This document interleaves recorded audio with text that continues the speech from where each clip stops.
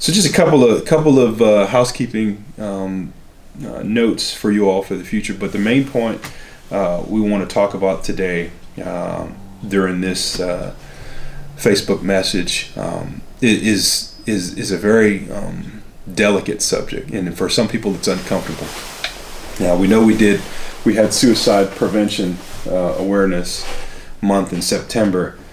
But we're just having gone through the holidays. We're coming out of the holidays now, and looking at the statistics across the Army, the suicide rates are increasing across the Army. And unfortunately, here in our U.S. Army Garrison Bavaria community, we are not immune.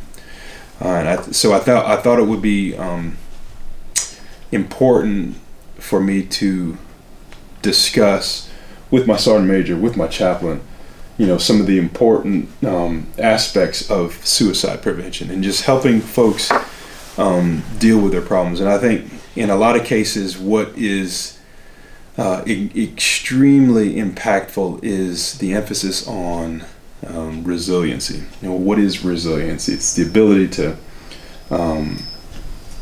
encounter adversity, which we're all going to experience adversity, and our ability to deal with adversity and bounce back. And that's important. And all of us struggle with that. But resiliency is a team effort, I think. What do you think, Chaplain? Mm-hmm. Yeah, absolutely. There's a lot of things that we can do on our own to build resilience. But the more we're able to work together, the stronger we end up becoming. Yeah, for sure. Yeah, and we all ask ourselves these questions. And I got my chaplain here. And a lot of people, when they hear the word resilience, they automatically conflate that term with religion. When in actuality, they're not the same thing. Resilience and spirituality, which is the cornerstone of resilience, is important. And anyone who has ever asked themselves the question of why am I here, or what is my perfect purpose for existence, is a spiritual person. And spirituality, I think, is in helping our soldiers and our civilians and our family members with their spirituality, which builds resilience, is critical.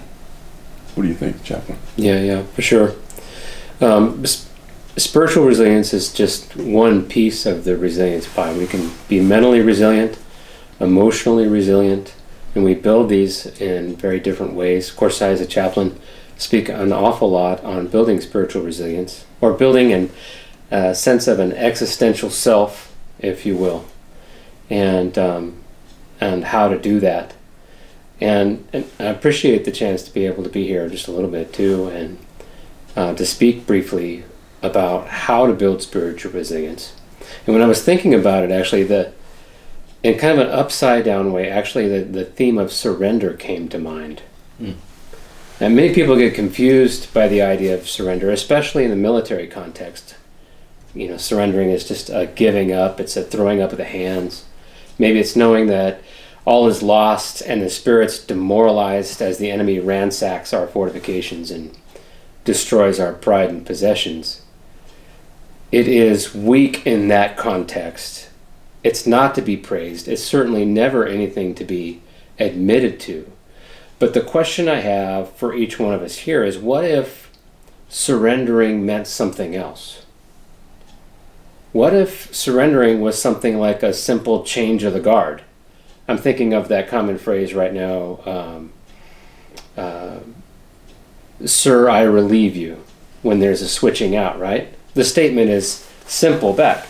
The statement is, I stand relieved.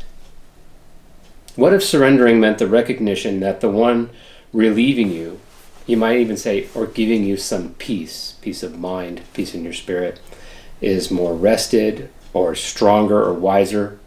What if they're frankly a better commander than we ever were, right? And if this was true, would we be more willing to let that new commander fight the battles that have strung us out and made us weary? Would we be more willing to stand relieved if that new commander could even go back into some of the battles we've lost and resurrect a victory?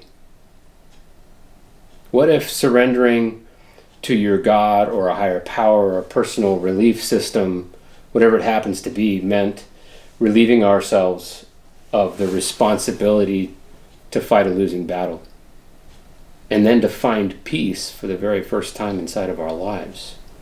That person could be a chaplain, it could be a behavioral health specialist, right? It could be a very good friend who knows you well and won't be judgy and that kind of thing. So what if we were surrendering to a friend and not to the enemy? What would we do then? I think the pandemic was an apocalypse in the true meaning of the word. It revealed many things about our world. We don't like much of what it uncovered, including the fact that maybe we're not as resilient as we thought we were when things were going really smoothly. Mm-hmm. So we come into this really tough moment in a kind of a compromised state. John Eldredge, in his book called Resilient, a great book, by the way, if you ever get a chance to read it, he said it's like being dropped into the war zone barefoot and you have the flu. That's kind of the state that we're in. We've been set up for a loss of heart, set up to be overcome, set up to give in. And when we think about that in context of what's happening perhaps with the suicide rates in across the Army worldwide raising up, I wonder if that might be the case. Right? The soul was never meant to inhabit a world like this. It's just way too much. And our lives are finite. We can't carry the sorrows of the world. So we must aim for release. And we turn over into the hands, and you turn it over into the hands of your own higher power, or all of that stuff that's burdening you and leaving it there. Yeah, that's a good point. And just letting it go. It's really easy to get caught up in the drama in very unhealthy ways. Because what I'm hearing you saying, Chaplain, is you're speaking to me. Because I'm a prideful individual as well. And my wife will be the first to tell anyone, I internalize a lot of things. And I inside of me, if I see reaching out to someone else is somewhat of a sign of weakness. And what you're saying by surrendering is realizing I can't do everything by myself. Absolutely. I can't handle everything by myself. We weren't meant to even. We weren't meant to. Mm-hmm.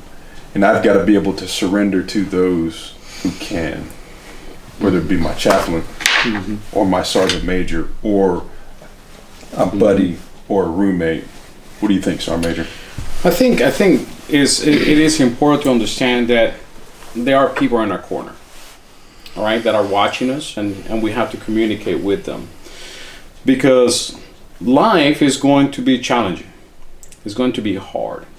Sometimes we have skills that we develop and some talents that we brought with us that help us navigate through life. But just like a boxer, when they go inside a ring, they're going to throw punches, but they're going to get punches thrown at them. Mm-hmm. And it doesn't matter how skillful they were, or how much they practice, or how much talent they had. Maybe one of those punches is going to put him in the ground. Now that's the time that the boxer is going to have to make a decision. Do I stay down, or do I get up and I keep fighting?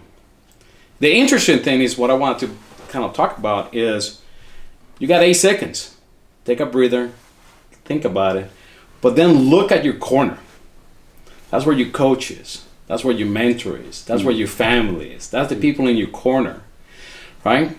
And then if you happen to be the person in the corner, then you need to provide that support to that. Get up. You can do this. Let's give you the pointers. And then you stand up and you keep fighting. And I don't think there's a single individual anywhere in U.S. Army Garrison Bavaria or in the Army that doesn't have at least 1 or 2 people in their corner. Correct. That's true. None of us are as alone as we think we are. Correct. You're not alone. And if you're a coach You have to be responsible to look inside that ring and see how they're going through that fight. Be with them, coach them through, help, listen, talk. Now, I'll be honest with you. I find it uncomfortable, and I know this is uncomfortable for a lot of people to talk about. I'll go ahead and say it, suicide. And if I got a buddy, there are some times where I'm like, do I need to ask this person if they're thinking about harming themselves? And sometimes I'm reserved because I'm afraid, and I don't know how to interact with that person, engage that person, and ask them. Chaplain, we were talking about it earlier. Don't sugarcoat it. Are you thinking about suicide? Some people are uncomfortable with that, and we've got to be able to. We've got to break out of that. Yeah, and this is a tough subject. It is a tough subject, and I think people want to help. One of the things about suicide is it hurts more the people close to you, right? So sometimes is you have to just get close to the person and say, I love you, right? I love you. You're important to me. Right. You're important to me. And because sometimes people forget. Right. Or some people don't communicate that in some cases. Like for me, it's just a cultural, some of us aren't necessarily, we're not used to saying, I love you, or Chaplain, I love you. Maybe we need to start spreading that culture. Well, I think that is important. For me, when I see a soldier, it's an individual that took an oath to serve and protect the Constitution of the United States, and that made them special. And because they did that, I already love you. Absolutely. It doesn't matter where you came from. It doesn't matter. I love you because you're like me. So I think sometimes we forget that we're in this together. I think if my intuition is pinging about you, you're acting strange, Sergeant Major, something is off, I don't know what it is, and I'm wondering if I don't engage you in some way, then I have failed you as a friend, as a fellow soldier, and I need to take it upon myself to start asking some questions. And then if my intuition pings some more and I'm wondering if he wants to kill himself, if I don't ask you, I have failed you. That's right. I need to give you an opportunity to be able to respond and find a way out. Absolutely. And I think by the fact that you're asking me, you're truly showing me that you care. And we care. We care about you all. Gentlemen, it was a wonderful conversation. I appreciate you. Chaplain, I love you, man. Sergeant Major, I love you. Team, we love you. And you're too valuable. Every single one of you all out there that are watching this, and there's at least one person watching this video that's going through some things, and that's okay. We all go through things, but reach out to your corner. For those of you who know people who are going through things, be that person in that corner to reach out, ask them if they're thinking about harming themselves. Look after your buddies. Take care of yourselves. Take care of each other. Do the right thing. I say it every week, but I mean it, and it's for this reason that I mean it. Because we need every single one of you. This mission is way too important. This Army is too near and dear to all of our hearts to sit by and not do anything to at least help solve this problem that is the scourge of suicide. What makes this garrison great is you. Awesome. Well said. You got anything else, Chaplain? Nothing else here. Sergeant Major? Oh, that's it, sure. Hey, look forward to seeing you all out on these U.S. Army Garrison Bavarian streets. In the meantime, again, I will say it with heartfelt honesty. Take care of yourselves. Take care of each other. Do the right thing. And remember that life is better in Bavaria.